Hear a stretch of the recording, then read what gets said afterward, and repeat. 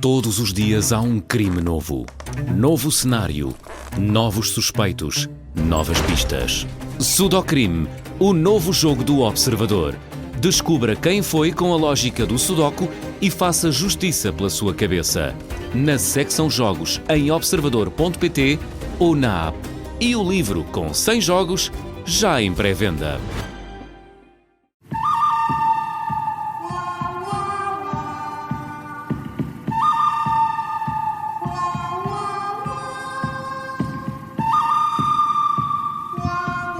Começa agora uma nova edição do Bom, o Mau e o Vilão da Rádio Observador. Olá, Miguel Pinheiro, bom dia. Bom dia. Bom dia. Quem é o teu bom de hoje? Olha, o bom é Miguel Costa Matos, o ex-líder da JS e agora deputado do PS, que acaba de lançar o novo Instituto Progresso. É um think tank que pretende ser assim, a resposta da esquerda ao Instituto Mais Liberdade, que foi lançado por Carlos Guimarães Pinto e que junta várias figuras da direita liberal. A esquerda em Portugal realmente está numa enorme crise provocada por falta de ideias, por isso é bom que as pessoas dessa área política pensem, discutam, estudem, porque numa democracia saudável, tanto a direita como a esquerda têm de ter a capacidade intelectual de fazer boas propostas aos eleitores. Agora, lendo no Observador a notícia sobre este novo think tank progressista, só houve uma coisa que eu não percebi. Que estão lá figuras do PS, claro, estão lá figuras do LIVRE, figuras do Bloco de Esquerda e até figuras da esquerda do PSD, está tudo certo, mas depois também lá está uma outra figura que é Isaltino de Moraes. E eu fiquei a pensar, então, mas o que é que passou pela cabeça destas pessoas para convidarem Isaltino de Moraes? Quer dizer, tem que ter havido aqui um lapso qualquer de bom senso, só pode. Acho que é a única explicação para isto. Não, Miguel, pode ficar instalado, o Instituto Progresso pode ficar instalado em Oeiras, não se sabe. Será? Pode ser uma explicação. Achas que é à procura de uma explicação? Uma cortesia institucional, é isso? É isso, então estão a precisar de boas dicas para restaurantes, para se reunirem. Olha, fiquei a meditar sobre isto. Estou à procura de explicações razoáveis. Tenho a certeza de que vai surgir uma explicação razoável. Miguel, o teu mau é Luís Neves. Olha, sim, nós já sabíamos pelo Observador que o Ministro da Administração Interna tinha sido recebido no Vaticano pelo Papa, integrado numa comitiva de 130 pessoas, não foi só ele, não é?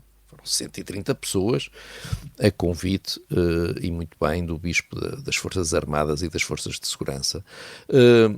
E já sabíamos que nessa mesma comitiva não tinha estado mais nenhum ministro, mas tinham estado secretários de Estado. O Ministro da Defesa, por exemplo, tinha sido convidado, mas delegou a presença e a representação do Ministério no Secretário de Estado, e sabíamos que também tinha ido ao Vaticano, por exemplo, o Diretor Nacional da PSP. E ontem descobrimos pela CNN que o Ministro foi acompanhado pela mulher e pelo filho. Atenção, é certo que também lá esteve, por exemplo, a mulher do Diretor da PSP. Mas há diferenças. A primeira diferença é que Luís Neves é um político e, mais do que isso, é um político que está a ter problemas pelo seu recurso aos chamados jeitinhos. E, neste caso, com mais um jeitinho, conseguiu que a mulher e o filho conhecessem o Papa. E depois há, mais uma vez, outra diferença, a forma como o ministro reage ao escrutínio. Porque tanto Luís Neves como o diretor da PSP garantem que os familiares pagaram eles mesmos as despesas da deslocação, e acreditamos que sim, mas há uma diferença, é que o diretor da PSP mostrou os papéis. Luís Neves, aparentemente, não. E não mostrou os papéis com um argumento, digamos, fraquinho, não é? Porque, segundo ele, a mulher e o filho já estavam em Itália anteriormente para uma visita privada. E por isso, se bem percebi, os documentos como estão relacionados com essa outra viagem, que é uma viagem que já estava a acontecer, não mostra, não é? E, portanto, o que eu tiro daqui é que foi tudo uma grande coincidência. Eles, por acaso, estavam em Roma, por acaso perceberam de repente que o marido e pai tinha chegado à cidade, por acaso ele ia ser recebido pelo Papa, por acaso combinaram naquela altura encontrar-se e isto proporcionou-se. Portanto, uma coisa não tem nada a ver com a outra, uma viagem não tem nada a ver com a outra, foi assim ali uma coincidência e pronto. Deve ter sido isso. Não, coincidências acontecem.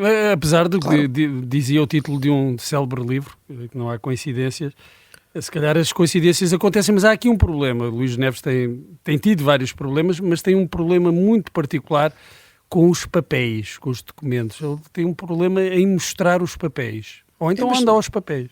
Mas repara, eu acho que mesmo mostrando os papéis e mesmo estando tudo bem, como tenho a certeza de que estará, Luís Neves não entende a situação em que está, não percebe que as pessoas não querem de repente ver que ele foi numa comitiva oficial e que levou pessoas da família.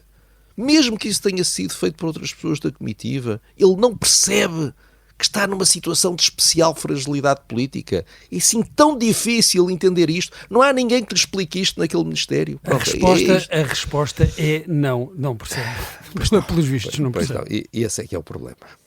Miguel, o teu vilão tem um caso complicado entre mãos. Pois tem, é a PSP. Nós ontem soubemos que o processo que investiga suspeitas de tortura numa esquadra por agentes de PSP foi reclassificado como sendo de especial complexidade e por causa disso o Ministério Público vai ter mais 6 meses para investigar o caso. E porquê é que isto aconteceu? Aconteceu porque o Ministério Público argumenta que o número de agentes envolvidos é muito superior ao que inicialmente se previa e porque há outros suspeitos a deter.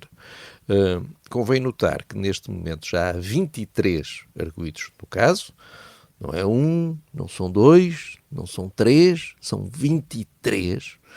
Se as coisas tivessem ficado por aqui, a PSP já teria um grande problema, mas se, como diz o Ministério Público, há um número muito superior de agentes nisto, então nós passamos para um outro patamar. Já estávamos num patamar complicado, é um outro patamar ainda, e é um patamar em que não basta a PSP dizer, enfim, que há sempre alguns maus elementos numa corporação enorme, e há, nem basta tranquilizar-nos dizendo que tratou o caso sem contemplações, e tratou. Nós temos de perceber melhor o que é que correu mal para tantas pessoas recrutadas pela PSP se envolverem numa coisa destas. É aquela teoria da maçã podre no cesto começa Certo. a ficar em causa. Com tantas maçãs podres, o problema é encontrar uma maçã que não esteja podre. Sim, quer dizer... É porque são muitos. Que cultura há lá dentro que faz com que tanta gente se envolva nisto? Que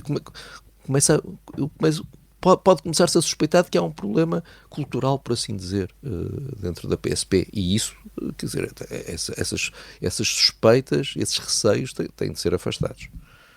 Miguel, é quarta-feira, dia de Realpolitik. Regressas por isso depois do meio-dia com o Sérgio Sousa Pinto. O que vão falar esta semana?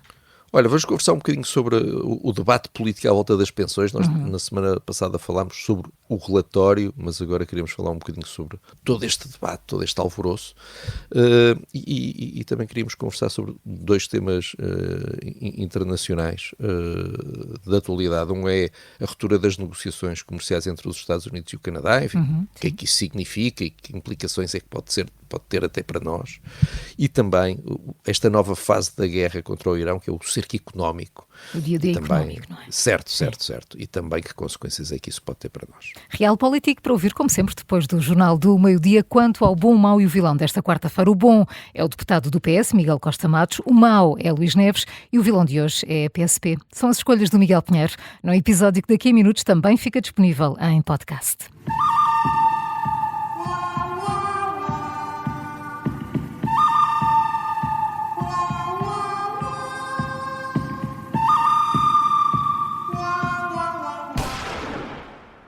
Este programa tem o apoio de BetClick.